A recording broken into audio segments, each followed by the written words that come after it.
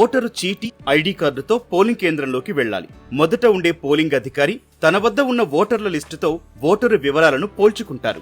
ఆ తర్వాత రెండో పోలింగ్ అధికారి ఓటరు చూపుడు వేలిపై సిరా రాస్తారు. తన వద్ద ఉన్న రిజిస్టర్లో సంతకం తీసుకుంటారు. ఒకవేళ ఓటరు నిరక్షరాస్యులైతే వేలిముద్ర తీసుకుంటారు. అక్కడి నుంచి మూడో పోలింగ్ అధికారి వద్దకు వెళ్లాలి. ఆ అధికారి ఓటరు వద్ద ఉన్న చీటీని పరిశీలించి తన వద్ద ఉన్న కంట్రోల్ యూనిట్ మీట నొక్కి ఓటును విడుదల చేస్తారు. ఆ తర్వాత ఓటింగ్ కంపార్ట్మెంట్ కు వెళ్లాలి. బ్యాలెట్ యూనిట్ పై మీకు నచ్చిన పార్టీ అభ్యర్థి పేరు, గుర్తు ఎదురుగా ఉండే బటన్ను నొక్కాలి. ఆ వెంటనే ఓటేసిన గుర్తుకు ఎదురుగా రెడ్ లైట్ వెలుగుతుంది. బీప్ అని సౌండ్ వస్తుంది. పక్కనే ఉండే వీవీప్యాట్ యంత్రంలో మనం ఓటేసిన గుర్తు, అభ్యర్థి పేరుతో స్లిప్ కనిపిస్తుంది. 7 సెకండ్ల తర్వాత ఆ చీటీ సీల్ వేసిన డబ్బాలో పడిపోతుంది. ఆ తర్వాత బీప్ సౌండ్ వస్తుంది.